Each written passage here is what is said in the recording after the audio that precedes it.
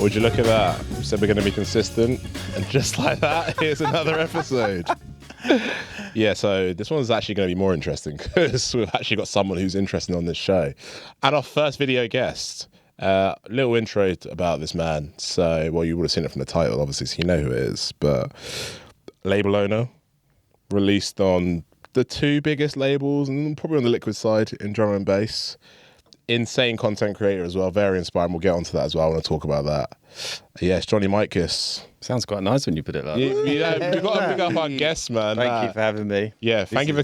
This is nice. It's all right, isn't it? Yeah. You did it right. Yeah. I feel like I'm in someone's living room. This is good. It's the D&B casting couch, man. Here we are.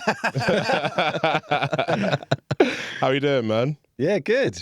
Good, I can't complain. I'm all right in a minute. Had a bit of a drive down, and you moved out of London. Yeah, in a little parish town now near Gatwick. About an hour to get here though, so not too bad. It's not too bad. But yeah, it's nice. It's nice. I just had a baby, so Congratulations. thank Congrats. you. Well, 3 months ago, but that's still fresh. We've got, 50% of the room's dads right now. So there we go. Come on. So Boy it's or girl? nice, boy. Lovely. Cassian. Yeah, he's cool. He's cool. He's teaching me a lot. I love that. Yeah, he's all right. Yeah, he's all right. What's he taught you so far? Patience Yeah. that'd be rule number one. and how to sleep. That boy can sleep. Oh, he's good. So I was going to ask about Well, that. obviously when they're awake, they're very awake. But when he sleeps, he's just like, you can just walk him around and they just don't wake up.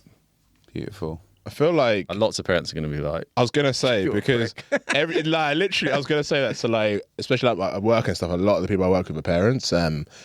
I said to one of them the other day, like, is that a parent actually being good? Is actually being a parent good? Because like, all I hear from you lot is how tired you are. yeah. But I so mean, it sounds like you're to kind be of... fair, credit to my partner because since I've gone back to work, like most of it's like 80% is on her. So Yeah. fair play to her. But generally, after the first 2-3 weeks are absolute killer. Like it's crazy. But then after that, and they start to get into a rhythm, a routine, and it kind of eases off a little bit. Nice. Once you start to learn their pattern.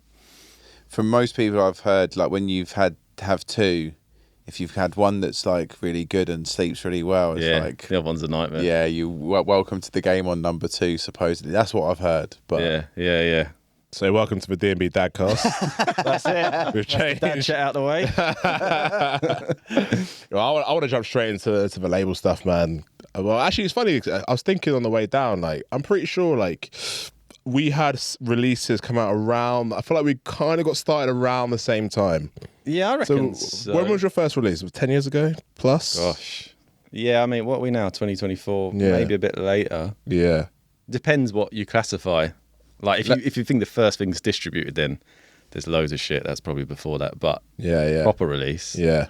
yeah, probably 2015, 16. And when did Gold Fat start? That's Golf actually started ages ago, but it Yeah. just was left dormant. Yeah. And like only the last 5 years have we really gunned for it Yeah. to a certain degree. So I reckon that was like 20, maybe just before lockdown, 2019, something like that. I reckon. But first release, yeah, I reckon maybe 16, 17.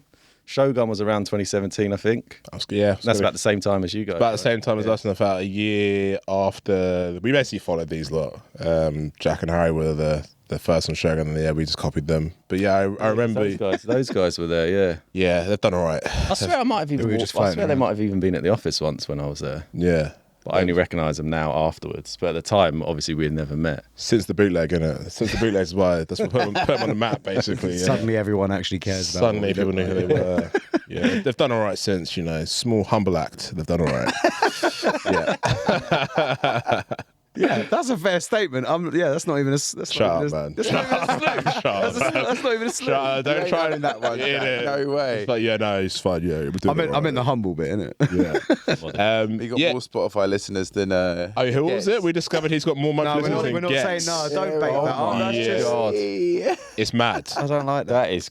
It's crazy. Yeah, it's crazy. Yeah. Mental. Yeah, we're Why doing haven't you it. offered me a beer then? Yeah. It's got to split between You've got two. the bank. Yeah, Come on. there's two of them, remember, yeah. Plus the management team, plus the drivers. It's still worth a lot more than my streams. This is what we're saying, man.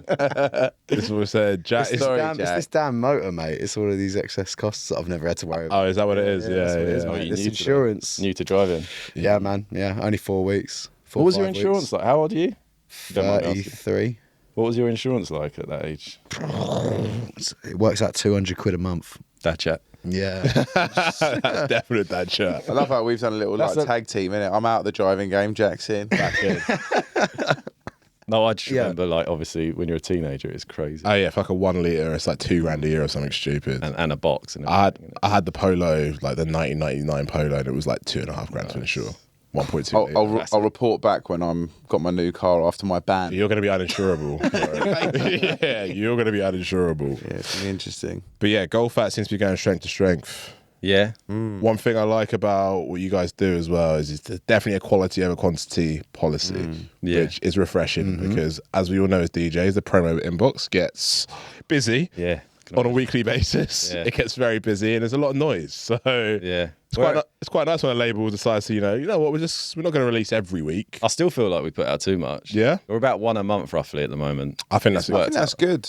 It's nice, but it's hard to get quality at one a month. Yeah. How many people is At goal our, fat at now? our kind of level, because obviously Yeah. How many people are you in the team? 2.5. We've got like me part time because I have a day job as well, and then we've got Grant Mr. Porter. Potter, and then Charisse, who does a little bit of social for us, like a few hours a month, basically, Nice. like subcontracted. So That's handy.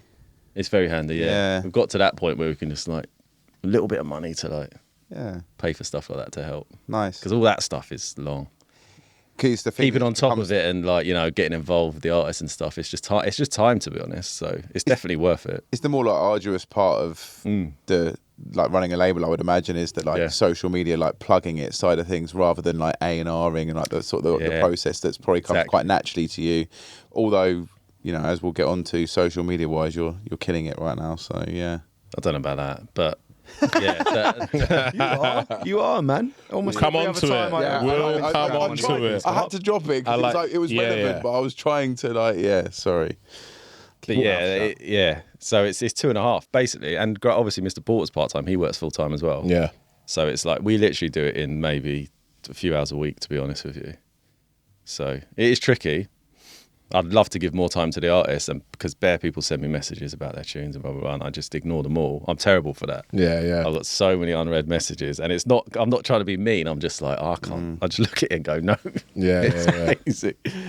Are you trying to focus more on like artists that you've like you want to work with artists more like repeatedly? Like who's like Yeah. the people that don't know That's who definitely- you're mainly working with at the moment? I feel like we drifted off a little bit with that and started to get more people in, but actually I'm trying to go back the other way and just get it to a collective of like, to be honest, I'd love to just have 5, 6 and then that's it. Yeah. And just have like a crew sort of thing. Which I feel like I'm trying to slowly do, but it's hard to do that when you're at our level of a label, because obviously everyone wants to go Shogun or Hospital.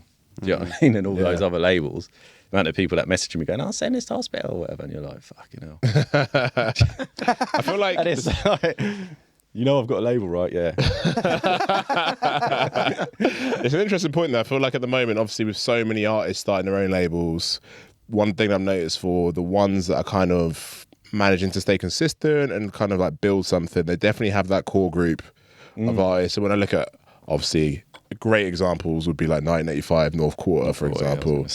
Like they've managed to keep the same core 4 artists. Shogun, to be fair. Even Shogun, it's funny because I was going to say like Shogun's not a small label. No. In drum and bass terms, it's not. Obviously, in label terms, it is. But yeah, kind of these newer. I keep hitting the mic. Sorry, mate. In these newer kind of these newer artist-led labels, it feels like having that core. So obviously, you were saying that's what you want to kind of get to. Yeah, I would like to. And I still think the label model's a little bit outdated anyway, the way we divvy up money and stuff. So I still battle with that thought of taking someone's royalties in the way we do it now. So I'm still always thinking, is there another way we could do it? Maybe a blockchain route. I don't know yet. It's the stuff floating around. Yeah, I know okay. other people are doing that, and it's like it was a hot topic, but I still think that has a lot of longevity, and that probably is the future. Yeah. What is it about the current model that you don't really agree with? You don't really like? I think it's just because now there's not much labels can bring unless they have certain links or skill sets that you can't do yourself. Like when all these new artists come to me now and they're like, they want to send me tunes and stuff, half the time I want to reply and just say, why don't you just put it out? Like put it out yourself. Yeah. Most people I think should just put it out themselves. Unless like I say, a label can bring something extra, and I don't mean just distribute or artwork or mastering, because that's just like everyone just can pay do for that. You can pay for that on Yeah, Fiverr or whatever. It has to be probably network or like relationship building with the artist, kind of nurturing. And obviously, if you do events, that's a big one. Yeah. The labels that put on events. But outside of that, if you're going to other labels and they don't offer those three things, why? You've got to ask yourself. I think it's interesting you say that, because I think looking at like my journey or my and Tom's show and Jack, and we've all been on that's why it's interesting. We've all kind of started around the same time. We've all been on similar-ish journeys. I think for us it was Solvent. I think those smaller labels play an important role in like nurturing artistry, if that makes sense. Feeder labels. Yeah, essentially, it's a horrible term, but like It is. They get called it all the time. But they do play a key role, because it's like you kind of learn whilst you're putting music out, right? Like you kind of cut your teeth a little bit and releasing and understanding what makes a good track and all of this stuff, and obviously having and you an grow artist together a little bit as well. And this is the thing, having an artist such as yourself who knows how to write music really well, who can impart that on the kind of younger up and coming artists. I think that's a really important thing, man. Yeah. I think it's weird because when you get to like a bigger label, you actually lose a little bit of that, I would say. That kind of nurturing side and the kind of A&R side, a little bit you lose that. It's more about like strategy, I would say. A lot of strategy meetings about releases. Yeah, we'll come on to that for sure. Because we've all kind of been through that grind. But I don't think we can offer art yet. We can offer artists of a certain scale that time and dedication that they need, or resources, or events. So there is a ceiling for us at the moment. And obviously we can't be naive. So like we're working within a certain band, of artists that are kind of coming that way. Trajectory's just started. Like bounce off us and go to level. If you want to put it into levels, a level up. Yeah. And you've kind of stayed focused on the kind of deeper, liquid, soulful sound. I think you put out a few bits that kind of step outside that. Was that always, I just wanted to ask about the vision, was that always the kind of vision, just to kind of have a place for quality liquid effectively? Yeah, I think so. I think the only criteria is soul, really. Doesn't like the style doesn't really matter. It can be darker or lighter, liquid, whatever. But really, as long as it's got that soulfulness, that's what matters. Because some of the dark, some of the steppier, darker tunes that we've got, like Counterculture at the moment, I think he's great. He's just still somehow brings a soulful element into the darker stuff, and that's it. That's all we look for, honestly. That is like the number one criteria. And we always check out like the people. We always check them out and do a little route around their socials and stuff and just double check they ain't a Nazi or something. You never know. I'm glad you said that. Or like borderline. Yeah. You know what I mean? Yeah. That's Tommy Robinson poster or something. Yeah. Like, all right, maybe not. Maybe we won't So work with this culturally, guy. they have to really fit with us. Yeah. Absolutely. That's something Mr. Porter's really hot on as well. He'll go through and be like, they say he's a bit like. I've seen him, especially in the times that we're going through at the moment. It's like super important. Yeah, 100%. Yeah, right. Yeah. So that's key. Yeah, that's interesting. And then from your kind of personal perspective, how do you feel about, because I feel like I battle this quite a lot, man. Like, how do you feel about like the soulful side of the scene right now? Do you think it's, obviously we know that Jump Up and everything, and we talk about it a lot. It's big time, man. And it's having its time in the sun at the moment, but do you think I think like, I don't know, I'm a little bit of an outsider because I don't DJ. Yeah. I'm not day in, day out getting new tunes, thinking about how I'm going to DJ them and play them in clubs like you guys. Yeah. So it's a different view for me. I just kind of see what's going on, see what's happening on socials and stuff. It's a completely different lane I sit in. But in terms of like all these TikTok tunes that blow up and stuff, you can still see where they've taken like classic liquid sounds and then just kind of 2-minuted them. Yeah. You know what I mean? But you can blatantly hear like Marcus Intellects and stuff like that in some of them. You can hear the little touches. It's all there. I feel like from an events perspective, it's definitely quite a lot more barren at the moment. Yeah. I'm not saying the music isn't necessarily there. I think the music is, people are still making the music because you make the music for the enjoyment. But I don't think as many people are going out, like we've touched on this, going out to events, which is maybe why, like you said, because you're not out like DJing and stuff. Yeah. If you sort of had been, you might notice at the moment, I'm not getting as many shows. Yeah. Because like that's the reality, I think, for quite a lot of people in that space. I mean, correct me if I'm wrong, but that's I mean, those, I suppose those historically, maybe those nights sit in smaller cap, and there's a lot less of those, so it kind of adds up. There's a lot of bigger venues and big festivals, and it's like to promoters trust that style's going to go down. Yeah. Yeah. I mean, one good bit of news that I've heard in terms of smaller cap venues recently, me and Harry told me about this, that Fred Again's just announced like a whole string of small venue, like a whole small venue tour of the UK. Yeah. Which I think with an artist as big as Fred Again right now, like there's nothing better for the small club scene in the UK to kind of help promote your local small club, and suddenly labels will go, oh, I want it. Yeah. If everyone knows. There we go. about this Newsflash. now, Fred like- Again saves music. No, I feel like Thank you, Frederick. little like, things like that are handy though, aren't they? Like, Yeah, no, because that will help. Yeah. But he's probably doing it because he thinks it's cool. But Oh, 100%. It's a marketing let's be real. It's how to sell out a tour quickly 101. It's true though, but yeah, it will still help. It'll still Yeah, benefit 100%. everyone else. Yeah, you still got to find the perks in the shitty definitely. market. Fred riding in on his white horse, saving us all. Sir Fred. Saves dance music. Wow. Thank Huzzah God. for Fred again. He's invented music once again. So grateful. He's getting mentioned far too many times in this podcast recently. I mean, I'm acting like I big up Fred, man. Yeah. We want you on the podcast. So There's a couple of good bits to be fair. yeah, Can't nice. knock it, you can't New knock tune with Lil Yo-Yo. I kind of like it. I'm not gonna lie. Little guilty pleasure. So just going back to the label thing, what would you say your favourite aspect of being a label manager is, and what would you say your least favourite aspect is? Oh, It feels like the messaging thing might be up there with the least favourite. Yeah, that is a good question actually. I think the favourite thing is probably, as painful as it is seeing artists develop and maybe go on and, you know, making like a career, whatever they want to do with it, taking it further than we can. Yeah. That's always good. It's painful sometimes, but it's good. So you actually enjoy the feeder label aspect? No, not at all. But on a personal note, Yeah. It's a outside bit of of pride that, though, right? it's like You got to take a step back you from step back and you label go, boss. yeah, you know what, you smashed it. Yeah, that's how I feel about Galaxy, isn't it? I mean, to be fair, yeah, when we were in Salford, it was partially his label, man. So yeah, I actually owe you my career, man. I've just deeped it now. You said it on Joe, camera. Joe will definitely not listen me. to this chiming up right now. Yeah. Joe's been like, I did it. You tell that computer screen, When Joe. I was at Shogun, then I did say to those guys, you need to check out Pola and Bryson. So. Oh, hell yeah. Joking. I wouldn't blame you. So in terms of the artists that you have seen kind of move on, chance to shout some names out. Yeah, no. Okay, yeah, big up. I think we've mentioned him a lot on this podcast, actually, man.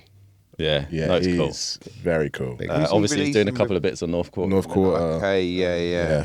But he's still, you know, we're still working with him. He was at our last event. We've only done 2. So I'll say last, like there's better of them, but the previous one. I think, no, Counterculture, like I said, Kublai, he's doing bits on CIA. Nice.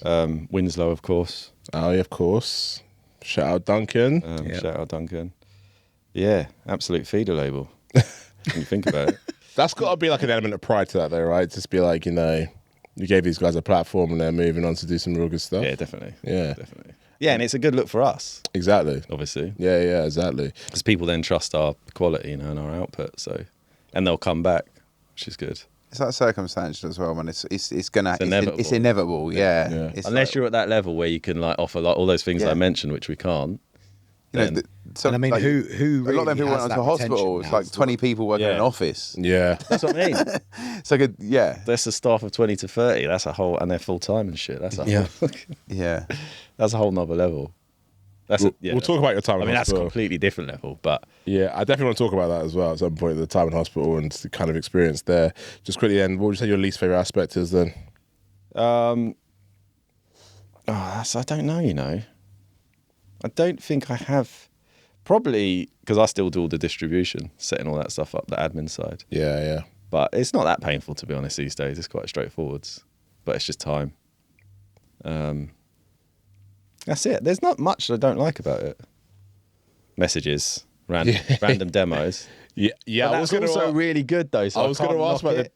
So, like, do you ever get like someone who's completely missed the memo with what All the the girlfriend does? All And the time. What's the wildest thing you've been like? What's the most We out just of get pocket? sent, like death metal drum and bass, which is fine, but it's like really a miss. Yeah. And it's not one tune. It's like, oh, I've written an album. I'm like, okay, and it's like 22 tracks.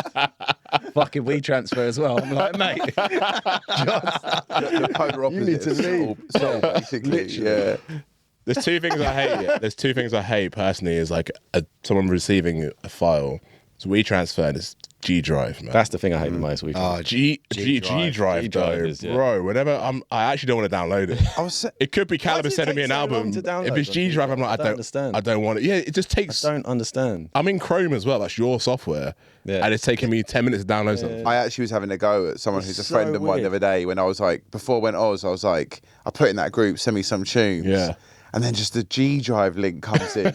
Just like, what? I can't even play it. Like, you've got like download it. It's so weird, man. It's like, what do I pay like, I'm not even a producer. I pay like $9.99 a month for Dropbox. And it's just long. Honestly, Dropbox. Pay the money for Dropbox. Here's a nugget of advice to any up and comers. If you want your tunes to be taken seriously, get yourself a Dropbox account, please. Or even bare minimum, just SoundCloud privately. Yeah, privately SoundCloud. There's a way that you can press like play. 2 tunes together in a little I'm private not even playlist. a fan of that, man. Yeah, and make a new one for the label so it doesn't say Dropbox. 2,000 plays on the private. You know when they bulk send it to every label? And it literally says like. I was gonna say you must have had a CC one where they've just accidentally not. Yeah. I've got everyone's email. Put them all straight on Label Engine. But yeah, no, G Drive that can get in the bin, man. It's such a bug. In the sea.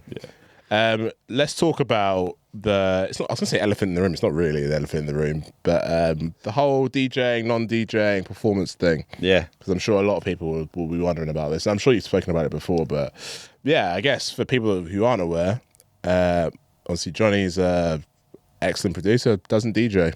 Yeah, which is rare in dance music. Well, this is the thing we're going to say is like you probably find it's quite common the other way around where there's lots of DJs who don't produce. Omni Trio never DJ'd. Didn't know that. Yeah, interesting.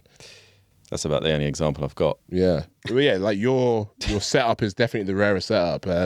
Yeah, what's that? Yeah, what's that driven by? I reckon it's deep rooted. There's like growing up, my brother was a drum and bass DJ, and I was surrounded by it. So it was just always there, but I never was drawn to the DJing part of it ever. I was straight into like at a very young age, 14, messing around, chopping up waves. Like I was straight into that part, and that side just didn't interest me whatsoever. It's the honest truth. And it hasn't really. I've tried to make it, and I've tried to get into it and stuff, but it's never stuck. Because you were doing that recently, weren't you? Yeah, I was trying. I see you went pirate, didn't you? Because that's what I've been doing as well. Was it pirate? Yeah, pirate. Yeah. Skanky. Yeah, we're on that now. Yeah. We moved on a bit. This is very different. We moved up in the world. Guys, we moved up in the world. Yeah. And we've got a casting couch now. Yeah, and also, to be fair, in my early, because I'm 38 now, in my early 20s. You look fantastic. Thank you. I had a serious moment of social anxiety for like 4 or 5 years. I mean, serious. I couldn't leave my house serious. Really bad. Wow. It was an awful time, and I had to leave work and everything. And it took me a long time to get back over that and just to be all right with going places and doing whatever I want. Yeah. But whenever I get some form of anxiety now, there's a little slight trigger. And then you start to worry, is it that old one? It's a really hard thing to explain. I'm sure anyone listening who's been through it will understand. And with DJing, obviously, before a gig, and I've done things like that. There was a period where I did play out after that.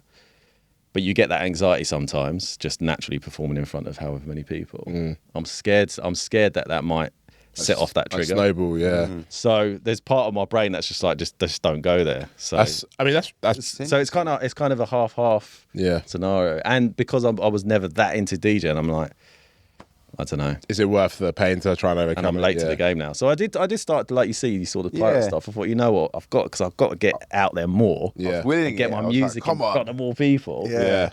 What's interesting as well is like no one knows what a Mitekiss set would sound like as well. So it'd be really exciting to like. Yeah. It's in the anxiety thing you said though is interesting, just as an aside, because I wouldn't say I suffer from anxiety like so much, but I definitely have noticed. Weirdly, as I've gotten older, like before a show, and it might coincide with the fact I've stopped drinking. That probably is a big part of it. I definitely feel the nerves before a show more. And yeah, you kind of get this thing in your head. What, you think that's aging or sobriety? It's weird. Probably, I think it's a combination of two. Like, obviously, when you can drink and you can just have, like, I was never getting, when I was younger, I was getting 3 drunk before sets. But like towards the end of my drinking career, just a few. I was just having like drinking 2 or 3 beers. Yeah, drinking career. You know, my drinking CV. Bit Dutch courage. Yeah, but it literally would be like, you know, we go for like if we had a show together, we'd go for dinner, couple pints, whatever, just like take the edge off. Yeah. That's such an easy crutch, right? You have that to fall back on. And when you don't have that, suddenly, you're thinking about the set and it's like, you know, opening tune, first mix, blah, blah, blah, blah, blah. And I never used to have those thoughts. And it's like, I can imagine. Yeah, and as your career progresses as well, that becomes a bit more challenging. It feels, and I think also taking it more seriously as well, weirdly means you care about it. I can imagine. More. Yeah. So I can definitely relate on that level of just like, having those 10 minutes before us. I don't know if you guys get the same. I've gone through a complete transition of never getting nerves with just like the mic. Yeah. I've obviously been doing it for so long, being super comfy and just always been like, people ask me like, nah, I'm cool, to now DJing and MCing at the same time. Shitting it before I go on set. Yeah. Because it's just like, So now there's so much to think about. 2 buttons to press. And hey, only one after you press the sync one, mate. Yeah. No, we don't use sync, which I probably should, to be fair, because there's too much going on. But yeah, like genuinely, it was a game changer because all of a sudden, even though I find DJing incredibly easy, I've DJed longer than I've ever. We DJed after parties together, yeah. That counts. Yeah, okay. No, fair. But like, I mean, the actual technical side of it. It's like, if you take the numbers away from me, I can beat match because I learned on vinyl. So it's like that level of it, I think, sets me in a nice state of confidence with regards to if it goes out, you know, you can like correct it and stuff. Technology fails. However. Which it does, by the way. The CJ 3000s, bloody hell. They fail. Yeah. They fail. But then it's like, you know, the technology is so good, even with the technicals I obviously have spoken about previously, but like really it's not about that. It's the technology is really, really good. It makes it very, very easy to do that. But then you throw MCing on top and all the things you have to think about, like putting a bar in there, mixing out of a tune whilst MCing and mixing. It's like before I go on set at the moment, if I'm doing a DJ MC set, like one man band business, I am prang. But I'm enjoying it because the nerves. It's exciting as well in a weird way. Yeah, it is. I do say to myself, excitement. That's the bit I worry about. Could I get it to an excitement bit? Yeah, I think you could, man. Yeah, definitely, bro. Maybe. What would a Mitekiss set look like? Ooh, go and tantalise us. Probably sound like a lot of golf at, to be honest. Yeah, because I probably anytime I've ever done like a radio mix or even like. I've had some good opportunities, like I did Radio 1 New Year's Eve, not Essential Mix. That would be amazing. Never DJ, but I've just done an Essential Mix. What have you guys been doing? It's like I think it was called Liquid Guest Mix for Charlie T. Nice. Something like that. Soul Guest Mix. But I think I did 100% golf at. Sick. And I'd probably do something similar. Yeah. I guess I'm of that mindset. I'm like, why wouldn't I just play all my own stuff and one of the biggest bonuses of being a label head is you just sitting on a mountain. You sit on the mountain tunes. And the stuff, you know, the label makes is probably a lot more club friendly or deeper than what I make. So it would work nicely. Yeah. I would say. It's interesting because obviously we've bumped into each other at events. So I'm assuming you enjoy other DJs doing their thing. Yeah. Like who are some of the guys like I don't mind partying and stuff. In terms of your starting 5, your top guys that you love to perform, or top guys, girls, whoever. Yeah, who would be in there? Oh wow, that's a good question, isn't it? I'd like to see. Well, I mean, obviously the usuals. To be honest, like for me, it'd be like maybe Workforce, Perez. Yeah, yourselves. I think. Polo and Bryson. Yeah, you don't have to say that. Don't worry. He's not in the room. You don't have to say that. It's fine. I'm just behind the screen. Don't worry about it. Let's be honest. Come on. So Galaxy, definitely Galaxy. Yeah. Definitely Galaxy. Polo and Bryson. Again, the Golf Act, some of the Golf Act guys, Note, Kublai's an amazing DJ. So Note played that sessions. I think it was the sessions for our EP. The one he did the first set. I was gutted about that. He the selection. Yeah. He's fairly young. No. I feel like he's younger than us anyway. You know what? Yeah, maybe only a little bit though. I just feel like the selection was definitely just younger than me. Yeah, the selection was just like so impressive, man. Like it was, he just nailed it. Like it was like the first set. Basically went like Shogun Classics. Like it was wicked. I really enjoyed it. Yeah. Anchor, she plays for Golf Out a bit. Counterculture again. He's a good DJ in my opinion. Yeah. Nice. Have you seen, I'm going to stop banging on about it. Have you seen the AMC Liquidity Digging Deep? No. Set? No one's seen it. Okay, you need to, on the way home, put it on when you're driving back. Really? One of the best sets I've ever heard. Okay. It's Yeah, it's crazy. I was laughing because we classic. spoke about it on the last episode. Yeah, none of these haven't seen it either. You're all in for a treat, man. Like, honestly. I don't doubt that I'm in You're for a treat. all in for a it's treat. Technically, What's on he another doing? level. Like just liquid tunes with. Yeah, So it's Liquidity Festival 8 last decks, summer. Yeah, basically 8-deck liquid mix. Yeah, he basically just like called like a dig and deep mix. He's just like it's classics, but like the way he's bringing things in, pulling out. Like I was saying to these, like when you see that, you understand the levels of like, okay, I think I'm a good DJ, but then I see that I couldn't do that. So Yeah. The digging deep things that is kind of like it's the work that goes he's into. been doing that for a while. Yeah. But he's obviously, because it's Liquidity, he's doing like a liquid version. I remember he did one of the first ones he did, and it was a drum and bass arena stream, and I was just like, that was ridiculous. That was like my childhood. Yeah. Like, yeah. It's the prep. It's the prep, isn't it? If anything, is more impressive. Like, obviously, the technical side is impressive, but yeah, it's the prep that goes into it and the work. Like, I feel like that's something that I've had to learn myself personally over the last couple of years. Like, actually being prepared for sets. Right, yeah. We used to freestyle 100% of our sets, and that's Really? kind of like a point of That's pride. impressive. You always used It was to. always a point of pride though. But like, yeah, You're we like, just we don't turn even up and play plan. tunes. Like, Yeah. which don't get me wrong, it's still very fun to do. I think depending on the setting. Yeah. But like, certainly when it's like a big show, and you just want to absolutely nail it. Do you have a few just like prepared? Yeah, 2 or 3 blends. We'll just like, yeah. So that was the thing. I think like we just used to have blends that we knew would work, and then we kind of piece them together in a set. Yeah. But now me and Tom are fully like, for a big show, we'll fully plan the set like start to finish pretty much. That's changed recently, man. Yeah. That For makes you. sense. Like literally like last year we started doing it, and See, if I started DJ now, I could just rock up. I could just record box a bit. Yeah. Sync it all. Bosh. it's that easy, man. Honestly, my sets, because I'm Because not I'd be sitting starting there it now with technology as it is now. Yeah. And how would you start if you were 17 now and you were starting, or 14, whatever?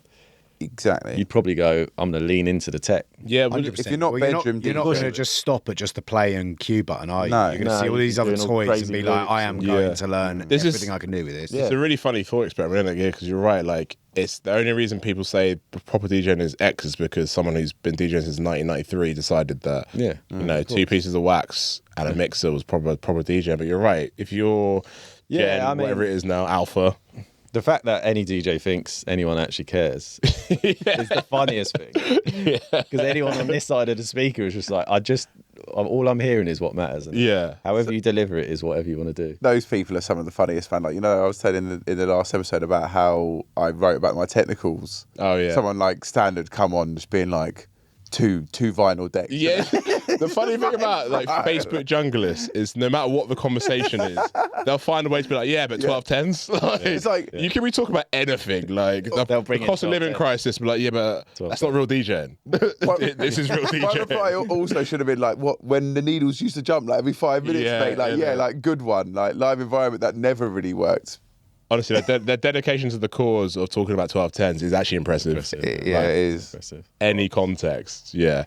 No, it's an interesting point. I think the kind of attitude towards using tech is definitely shifting now, because most of the big DJs use sync now anyway, so it's there. Why would you not use it? So in terms of, and obviously we talk about DJing, obviously you tried it a bit. You actually, so would you say you enjoy it, doing it just like in your own time? Yeah.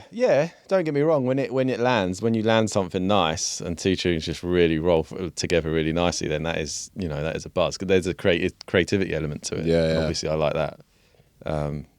It's all right. It's enjoyable, but it's not something I'd be like, oh, I've got to do that again. In a couple of days. Do you know what's tough is if you haven't got a setup and you're going pirate, it's spenny. Yeah. Like you can't be doing that like on a like weekly basis. not cheap. 2-3 hours. Especially them peak hours, and their off-peak hours are like 4 a.m. till 4:30. It serves a really valid purpose. Obviously, I use it before I'm going on tour, but like if you were going to try and do that in order to like get really, really good at DJing, you're going to spend about the amount of money you may as well just buy a setup. Like, Hugh Hardy used to do that. yeah. I don't think he's got it set up now, but for a long time, he just used to Did go he? pirate. Yeah, because Yeah. he used to say to me, oh, yeah, just go pirate to practice for a bit before set. Yeah, Hugh like, has fair always enough, been a bit man. weird with his DJing practice though, because he refused to move onto USBs for a long time. He used to go around his and he was like, CDs? so he'd be like, Yeah, he he'd was be actually, working on you're a right, I tune forgot and he'd be about like, oh, hold up, let's test this. He'd But go get a blank CD and you're like, bro, what? What year is it? Yeah. This was, admittedly, it was like still a while ago. He also This was refused like to 2019. He also refused to use HE25s for a long time as well. He was using the studio cans to mix, and that was always a thing. I remember. Big up Hugh. He's a sick Big up DJ. Hugh. Big up Hugh, man. He's a welcome yeah, producer. Yeah, he Class producer, class Soulful. DJ. Yeah. Got a lot of time for you. We'll get him on one day. 100%. So if it wasn't, have you ever considered like live performance? Do you know what? In about 2012, I was in like a electronic duo, and we did do some live performances. Called. We were called Hoax with 2 X's, Okay. and yeah, we did a few shows. We did a few in Switzerland, Portugal. We did New Oh, Zealand, okay. Portugal. Yeah. You taught that down So like it was Death Metal like. Alias. Yeah, we did. We Did a couple of local pub shows. But Yeah, no, we Man did. was travelling. Yeah, and one of them was decent. It was like a couple of thousand capacity. I was playing keyboard. Hang on, right? But no. Let's rewind a little No, bit. but that was like that. Yeah, I was to get through that. I was drinking because that was after the anxiety stuff. Yeah, So yeah. that was tough. Yeah, But I was doing that with a mate, which made it a lot easier. There's 2 of us. yeah. And that was this was Because pre. you could lean into each other. Playing keys. Yeah. But that's just to be way honest, I harder was than triggering DJing. sampling and like playing some VSTs and stuff through my Yeah, laptop. yeah. It was Yeah, a yeah. bit of a weird setup, and he had Ableton and he had an APC 40 controller. So we basically took the tunes we were making and broke them down into the elements, so we could just play versions of them live. Sick. So you could like drag them out if people are feeling it, or pull it back. Still way more techie than modern day DJing. Probably, Definitely. yeah. But it was tough. But yeah, I said that was all right. But I was well drunk though, to be honest with you. Yeah. So a lot of it. To get And the through. riders, they were just And that, you know, it was good money back then. It was crazy because we were like really unknown. But even back then, it was like what kind of 50 music was it? It's like electro house, distorted, a bit like that Justice kind of sound. Okay, nice. digitalism. Like French electro. Yeah, That kind of French electro vibe, and it was Sick. around that era as well. But we were like bottom of the food chain, and we were still like, it was still like €1,500 a set. Chilling. It's crazy. Yeah. And then like 5-star hotel, drinks riders, dinner. I was like, this is mad. What happened to Hoax? Oh yeah, we just eventually like that music just jarred me, and it was because it was like a different direction. Eventually, I sobered up and I was like, I hate this.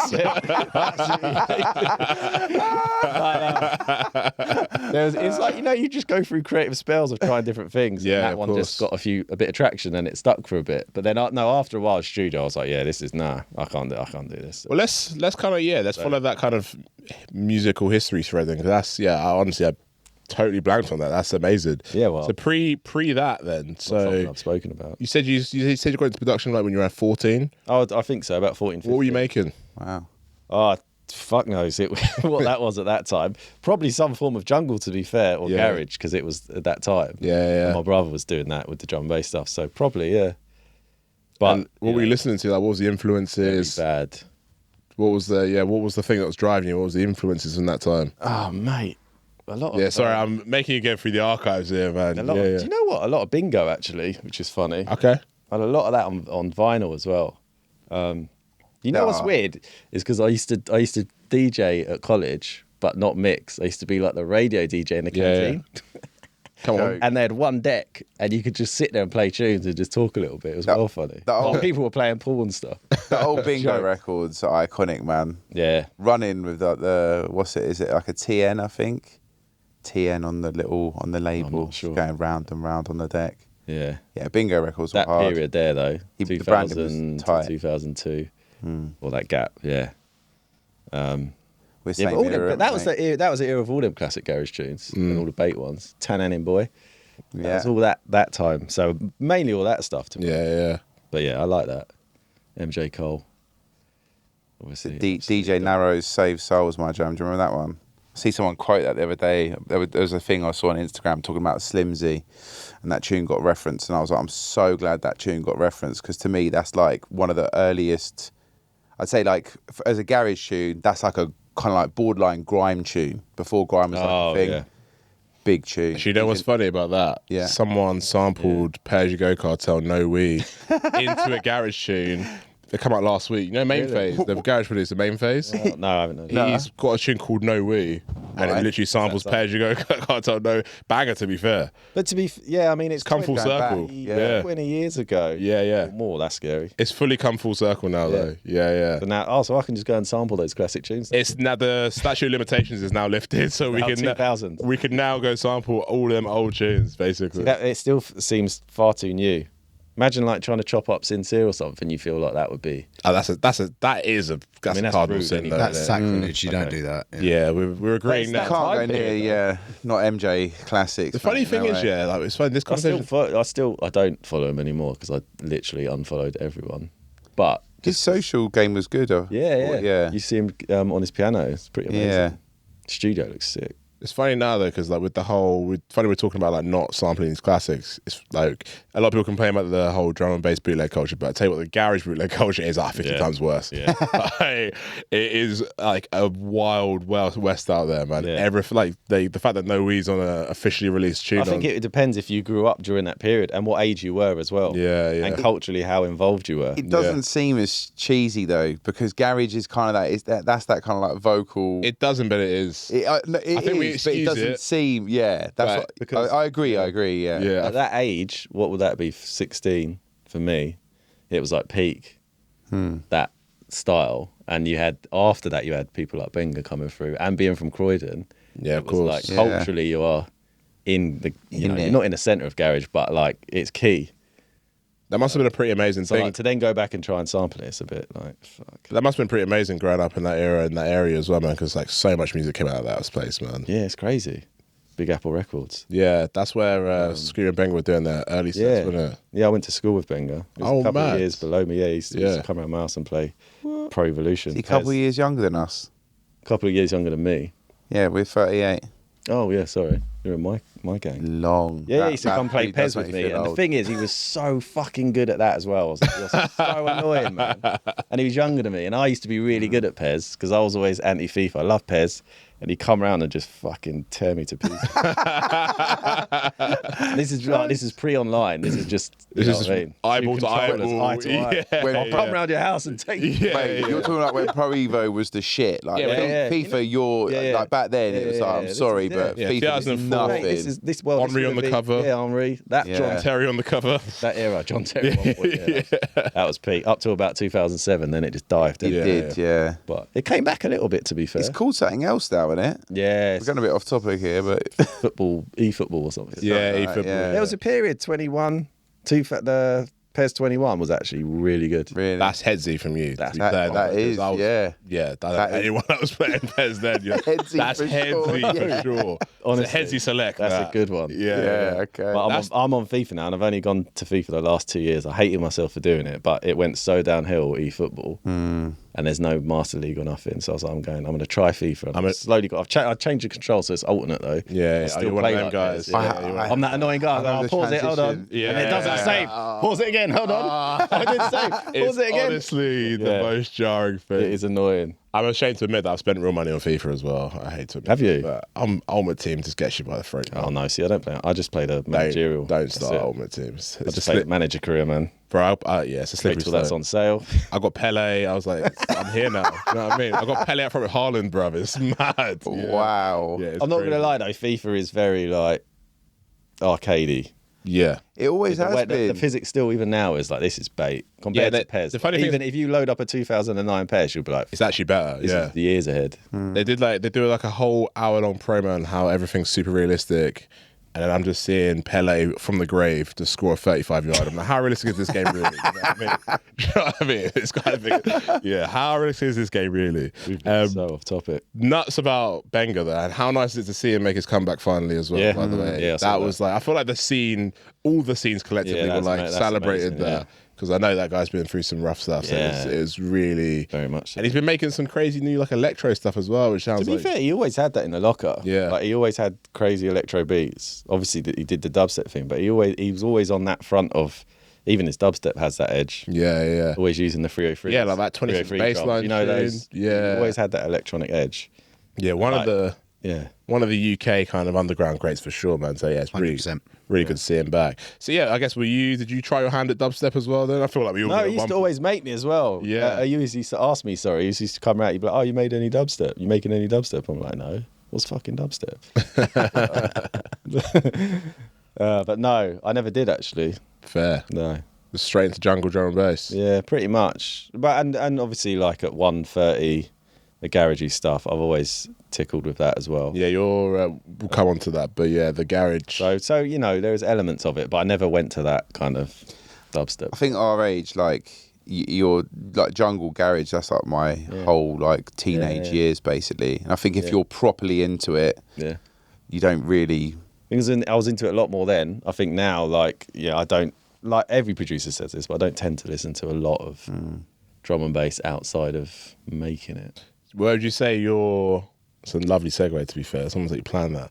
Where would you say where is the like the subconscious and the influence? Where is that coming from? What styles of music you would say that's been derived from?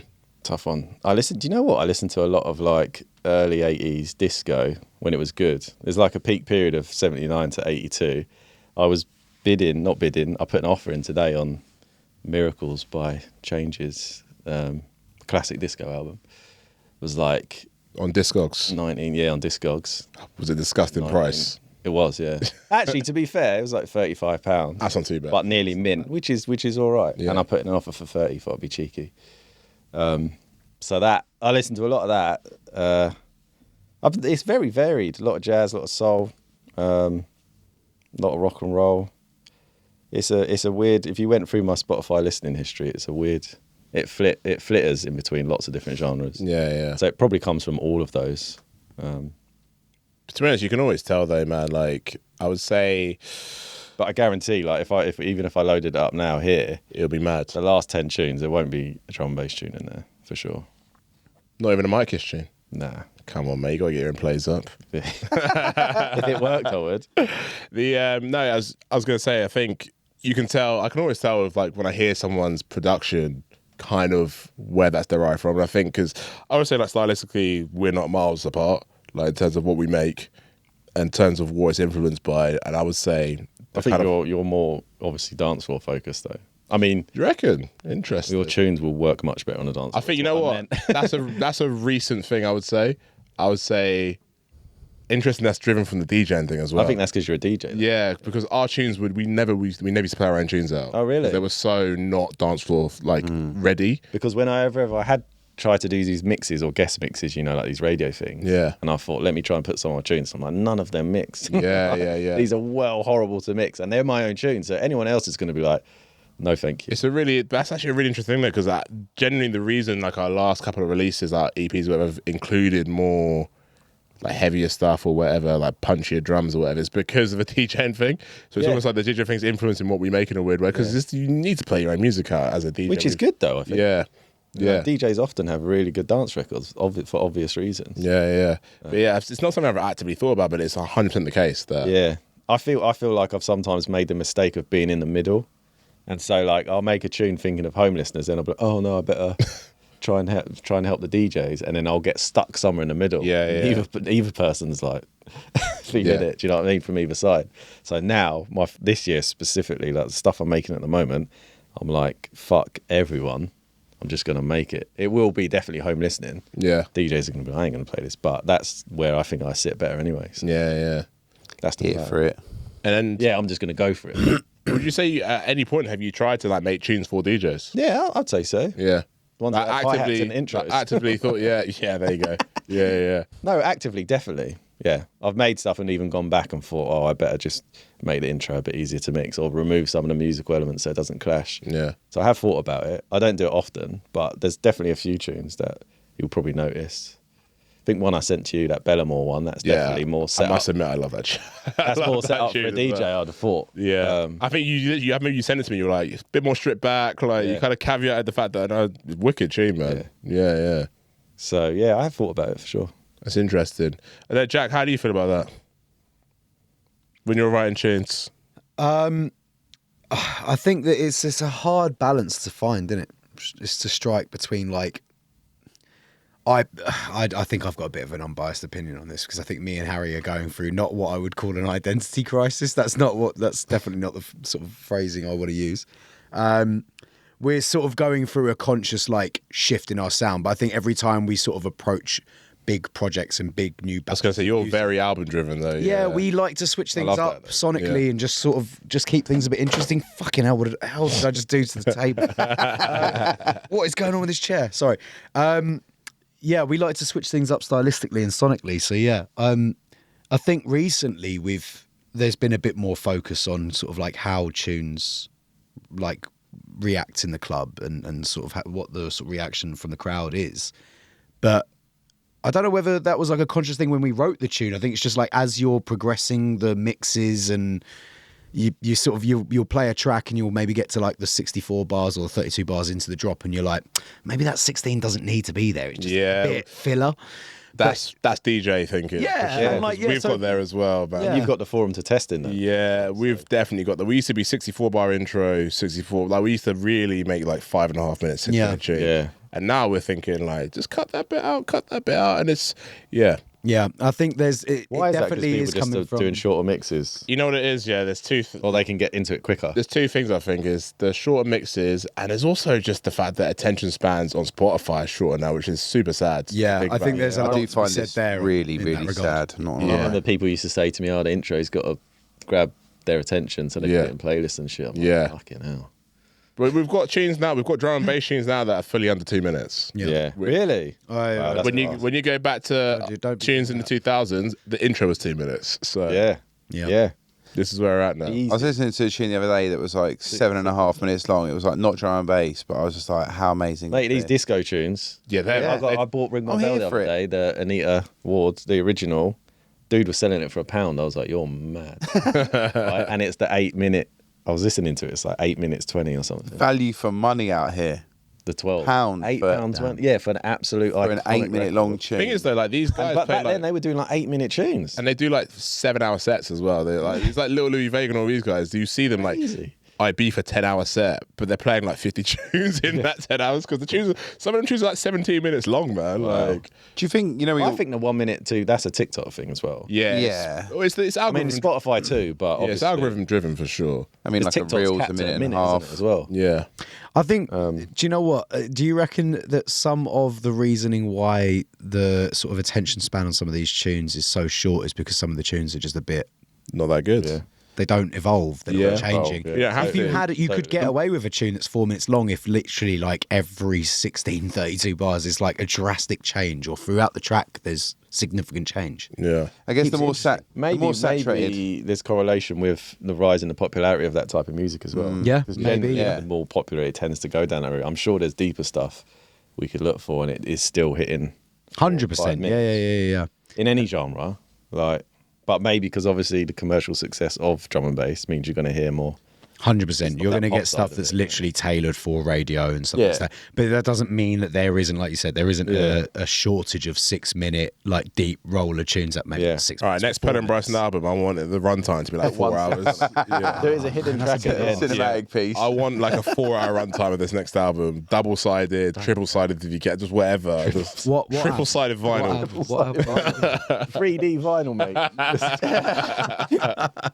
You know how we talk about things like going full circle? Do you think that's got any legs about us going back to an era where actually the attention spans go back to being like longer and tunes end up being longer again? I think when there's a nuclear apocalypse and technology is destroyed and it all gets reset. and it gets rebuilt, then we'll get it. Then From the mid 80s, pop tunes have been short anyway. They've been Yeah. getting like 4 minutes, 3.5, 3. Even in the early 2000s, 3 minutes was hitting. Yeah. So to see it at 250 now, I think because you've come from a scene that's always been quite deep and now is very commercially successful, Yeah. it feels weird to see a drum and bass tune at 2 minutes, it's a really good point. 2:30. But in reality, they're getting like 50 million streams on TikToks to loads of kids. This is popular shit. Yeah. So it does make sense. Yeah. And it's No, like in yeah. the top of the charts, like number whatever. How many tunes have Chase and Status got in the top 10? You know what I mean? It's like, it's right up there. So it doesn't surprise me that they're at that length Yeah. when you think of it like that. So, yeah, I guess popular music, like you said, it's progressed to Always being short. like short and snappy. Yeah. And there's definitely something to be said about the format shift as well. It's not just going to streaming, but also like drum and bass came from, we were talking about earlier on, vinyl. So Yeah. you needed, because that yeah, that process of mixing was techie, so you Yeah. needed longer. You had to get it out of the fucking bag. Yeah, but also, like, Give me a minute, guys. Hold on. Fucking hell, what am I going for? Yeah. But it was techie and it only was carry longer, 10. wasn't it? Yeah. 20. But yeah, obviously that, I think that a lack of vinyl, again, Yeah. like a shift in format, that's another contributing factor. Definitely. So even And as the phone, the device, the phone is like the center of everything now. Yeah, exactly. of course. Yeah. Just that so format. even with the kind of not DJing thing side of it, are you still Yeah. thinking about that then? The format, the track length, the kind of the layout. I think I have been like I say, the stuff I'm working on at the moment, which is more album focused, Interesting. is totally not thinking about any of that. Album focused because there's a new album coming. Well, I'm working on it, but I don't know when. But I'm just working on it. We need the hot take, mate. We need the exclusives, man. Sorry, we need the exclusives. So Yeah, no, I'm gonna press you for an answer. I am working on a third album, There we go. but it will be. Yeah, it will not be. It will be just very truly myself. So there will be no question of intros for DJs or anything. It's just flowing. Like the first, I've already got like 3 or 4, 5 bits for it, and they're all very free flowing. Love that. Really from the belly. Kind of breaking the kind of standard structure of a dance. Yeah, and there's like one tune on there that's, I think it's only about 3 and a bit long, but the first 2 minutes are just like intro, just Sick. playing around, no drum, no nothing. And then it drops into quite a heavy D&B bit. But that bit is only like maybe 40 seconds. You know what's And interesting? then it goes away and for another minute. So it's like totally not what you'd expect. on DJ Yeah, you basically. can't DJ it. I love that. Nah, someone will put an enable to the loop. We'll make an edit of it. Don't worry. But I'm honestly thinking about the person traveling, headphones, late at night bus, Love that. zoning out. Like we used to them, like that Beru album, that kind of. Yeah, It yeah. doesn't sound anything like that, but where you can just really get involved. Yeah. It's really refreshing to hear you say that. I actually said on the last episode, that's what I want to do. Yeah. Just make what I want to make. I'm done like pandering to I'm anything. totally, mate. I'm Just out. I'm totally generational thing, innit? We're just showing our age here. What's like, interesting as fun well, this. is I had a conversation with I'm at that age. 100. I had a conversation with Jack Workforce, very similar conversation about this whole like someone needs to break the structure of like what's expected in like drum and bass or dance music and as a whole, because we all know 32 bar intro, maybe a 16 bar intro. Yeah. Then this drop, 16 bar breakdown, another drop. Like in like popular music now, what's interesting is like people like Travis Scott, for example, listen to their songs, like there'll be like a 2-minute song and then just something will happen that's like unexpected. Yeah. Like a whole new tune will just come Music in. used to do that Like, as well. But yeah, like in popular genres, that's not dance music. People take risks in terms of People do take production. risks. Yeah, even people like Drake, whoever. They do take. They take risks. Like musically, Yeah. they do go off the beaten track a little bit, and it's unexpected sometimes, and that is really nice, especially in album format. Yeah, yeah. I think that is great. So I guess what you're doing sounds a little bit more. And I think drum and bass has that. It's such a good genre, and so, like it's so open to every style. Yeah. It always has been. Like you could literally be into like metal and make drum and bass, or classical make drum and bass. It's just so good in that way, isn't it? Yeah. Also, from a It has that ability, I think. Like it could also sit in that space where it's like a home listening thing. Like you hear a little bit of drums, you're like, yeah, nice, and then it bounces back out. It has that ability. I think that's the key, because when we're talking about like an age thing and like what we're into is people that are our age aren't really, unless they're like DJing or like really, really social, they're not really going out. Their life's not going the way they thought it was going to go. What you're The raves. yourself, mate. I was in that rave downstairs a minute ago. Joker. Yeah, I know what you mean though. Yeah. I just mean like from a listening perspective, I think you hit the nail on the head, because it's like there are people out there who have been into D&B from like day dot who will receive that really, really well and be really like, that'll be music to their ears, like, pun intended, like 100%. To be fair, a lot of the people I get messages from are probably the older crowd, to be fair. Yeah. Yeah. That kind of But stuff. from a ravey perspective, it's like, it's that's not that demographic. No. So it's Well, there's kind of like an you're actually opportunity. supplying something. Obviously, from an educational perspective and bringing that into the fold, there's a gap to be bridged. I'm not taking away from that. I I'm think just saying there is also a demographic for it in the young guys as well, personally. Yeah, no, I do as well. But I think at the moment, the rave scene, I don't think there's. I don't know, man. I just don't think it's in a place where you're going to have a night of like youths going to listen to that kind of music. I do think that's the part that's going to come full circle. But what you were saying about making it for the home listener, I think there's beauty in that. Do you know like Over Mono? Yeah. You like that album, the grey one. I can't remember the name. I can't remember. I know the cover's black and white, I think. It's got some dogs on it, probably. That's the one. Yeah. That's their thing.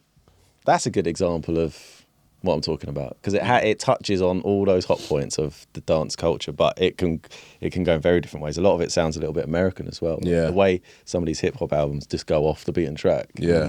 But it kind of works. And I really- think that will also appeal to young people as well, personally. But The beat, the whole like idea, it's like what they call it in hip hop, it's like the beat switch or whatever. Like a lot, and it's ironically become like the done thing now, where like a tune will start and then literally a second tune will just come in, and it'll be a whole different beat, whole different flow. Yeah. Like basically 2 tunes just literally really crudely smashed together. Yeah. And I think what I was going to say is I think there's an opportunity in dance music because ultimately we are producers. We can create edits for the club. So if you've got a really strong idea, like that tune you were talking about, you said there's like a 40-second bit was really heavy. Yeah.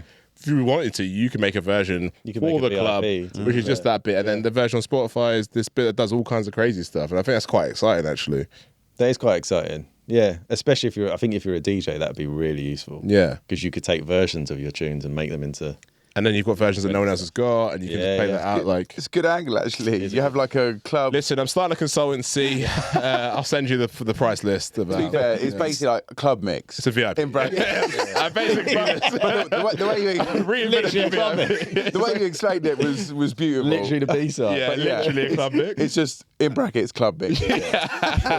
It's not too dissimilar, but that's literally what me and Harry do when we deliver our tracks. Like obviously there will be, because if you've got more vocal led sort of musical idea, you want that to follow a certain sort of structure, and especially when you're taking on streaming and the clubs and all this sort of stuff. But then every other instance, apart from the Spotify sort of streaming DSPs, everywhere else where that tune's available is an extended version. Yeah. So like when you buy it on Beatport, you buy it from iTunes, you buy it from wherever you buy your tunes. Like if you're going to play that in the club, it's a longer version. It's just Spotify, really. So you think music. just deliver those It's just shorter to those platforms? Yeah. That could be a move. So like you can have an extended, and you don't even need to, like, we don't call them an extended or a different. It's just Let's bring back club mixes, man. I mean, I'm on why this not? idea Like, now. if you're gonna do it, like, why not sort of embrace it and dive in and just go, yeah, I'm gonna have this 2.5 minute tune and have a 7-minute version over here. Yeah. Why not? It's no different than like if you had a vocal tune doing like instrumental, isn't it? You just deliver the 2 at the same time. It used to be common though, didn't it, with like pop tunes? Yeah. Pop mix. Or like extended mix. Yeah. All right, we're bringing that back. 2024, we're bringing back club mixes. Standardized. Credit us on the album, obviously. Yeah.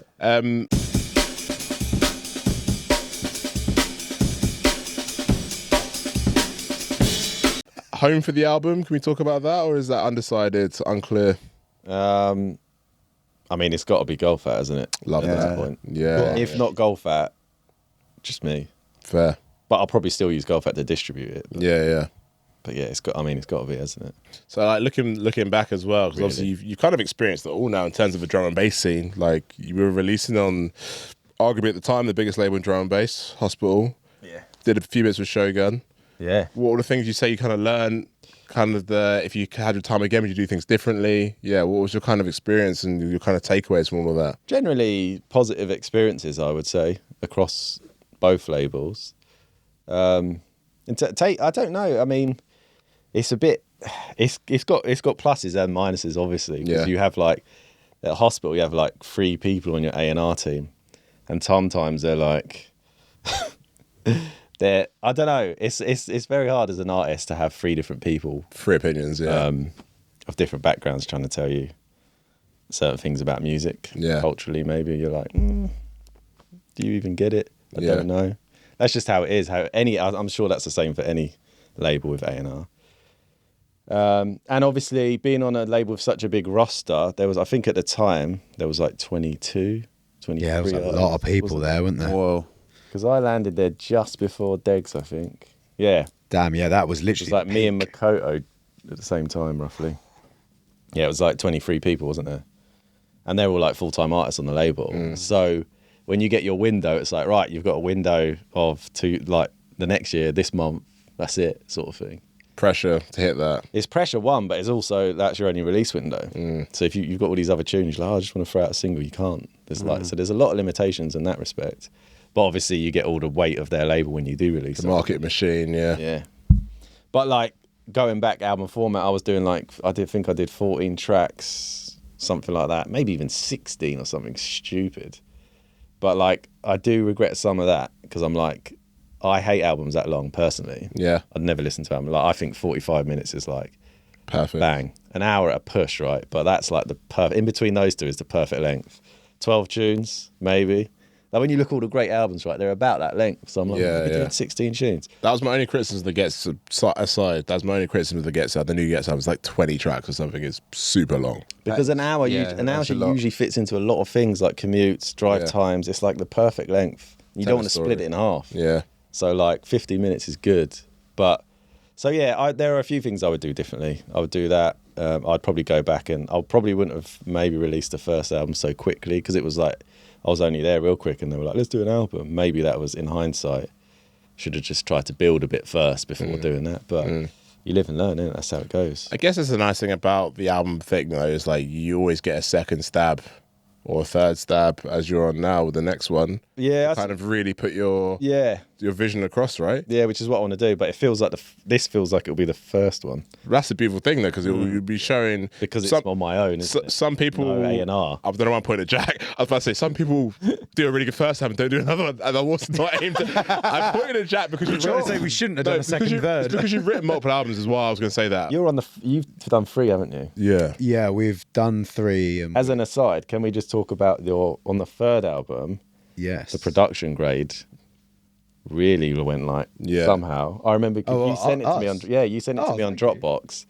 Dropbox. Yeah, Dropbox. Dropbox. You listen to us on Dropbox. And that's Parent Writer. And I remember listening to like a couple and I was like, fucking hell, the mix. I was listening to them in my studio as well. I was like, the drums were just, it was like a whole nother level up. Yeah. Oh, nice. I think I even messaged you saying, like the production level has just gone. It was crazy, to be fair. Like, the mix down sound Bless you ridiculous, guys. man.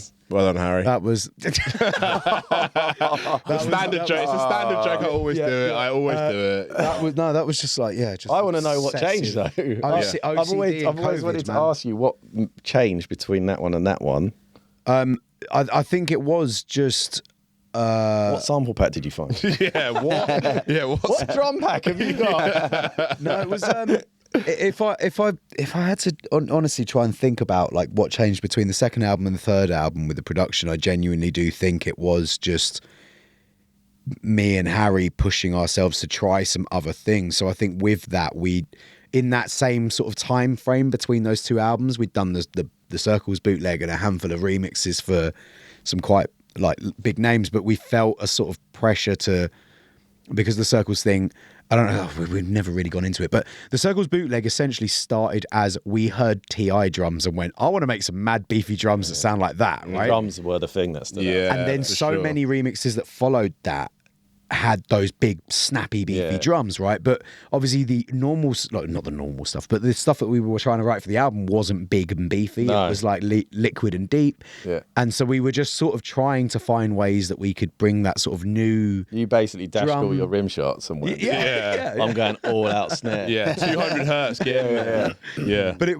was. You it kind was of stumbled like- across your sound by doing that, though. Sounds right? great. That's like Yeah. the Polar and Bryson sound now. But is there's a that great kind blend, isn't there? Yeah. So- That. Yeah, it's that kind of like, it's that light meets dark, but it's kind of, I think really it's the drum production. I think it's that heaviness, but then try to With the make some floatiness floaty as stuff. well. Yeah. Honestly, though, like, I would say in general for like, because I feel like we've been through a kind of similar-ish journey of like just the production quality's gone up recently quite a lot, and I think similar to what you said, but also kind of understanding how tracks should be put together.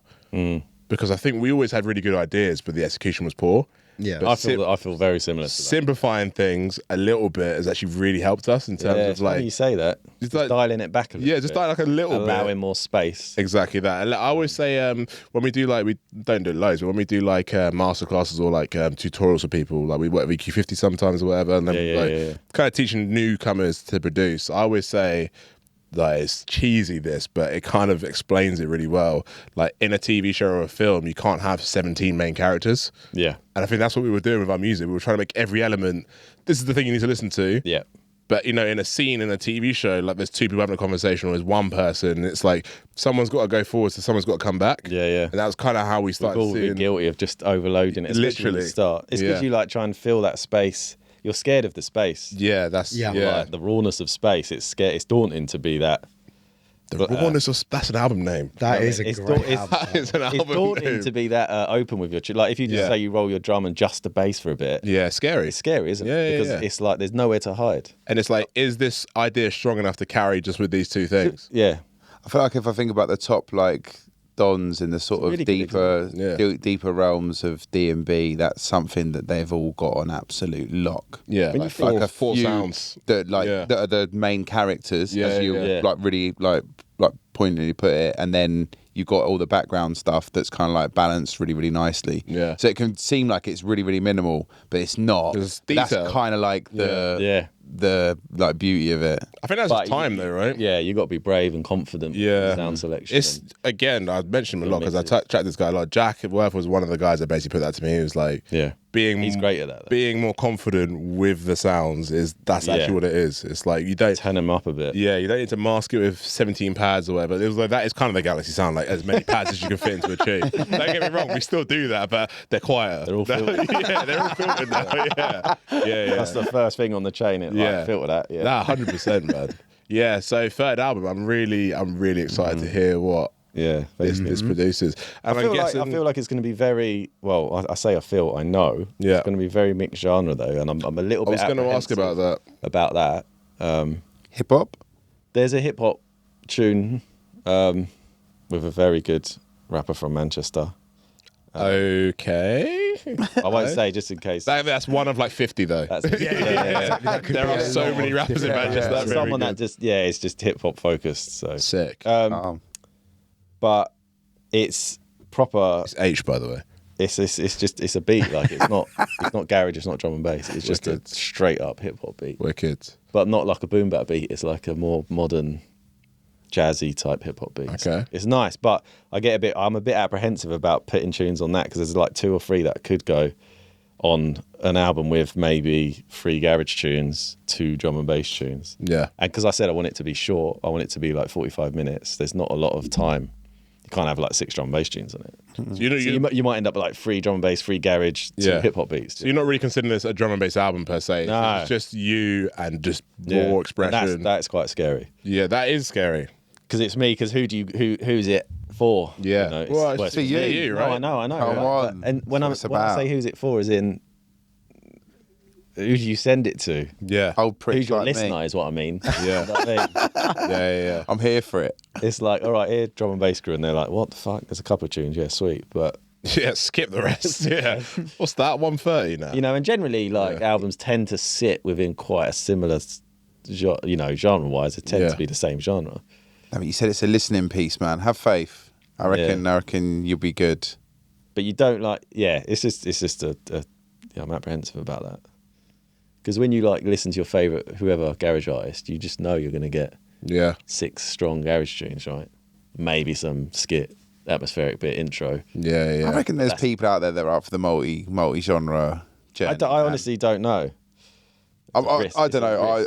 I find myself I'm saying honestly it. don't know. Basically, Rich is going to be streaming the shit out of it. Yeah. It's what we know. I'm genuinely trying to think of any sort of dance music producer that has You're probably written a getting more to like the James truly Blake sort of like type. multi-genre thing. What's his name? XX dude. Jamie XX. Yeah. Jamie XX. Yeah. You're starting to go towards that territory. Experimental Yeah. quartet, James Blake, that sort of stuff. Yeah. But then, like we said, someone's got to do it and go against the I grain. don't think anything. He of can it. throw a Britney Spears vocal on the tune. I'd be like, that makes sense. Yeah. That's quartet. Totally makes sense. He just does that. Yeah. So, yeah, it'll be interesting. Good luck. It'll be interesting. Yeah, we'll be watching and listening. Because I've been really on the let's just do singles thing, because that's just how people consume. But now I'm like, everything I consume, I just love albums, so I definitely want to do an album now. Because still release tunes off of it as singles, but then That's where ultimately it will end up being a collection, you know. If you've got vocalists and stuff, that's where you can still get your singles out of it. Right? Yeah. You've got featuring vocals, like you said, and actually that opens up avenues. 2 or 3, yeah. So like that hip hop one, suddenly Kenny Allstar might want to play it or whatever on my Radio 1 or something. So that actually is quite exciting. Yeah. So yeah, Bring in some new fans. Exactly. See Bring in what some new listeners. Yeah. Kind of make a rod for your own back a little bit, maybe. But now I'm a hip hop producer. Guess I'm making hip hop. Let's go.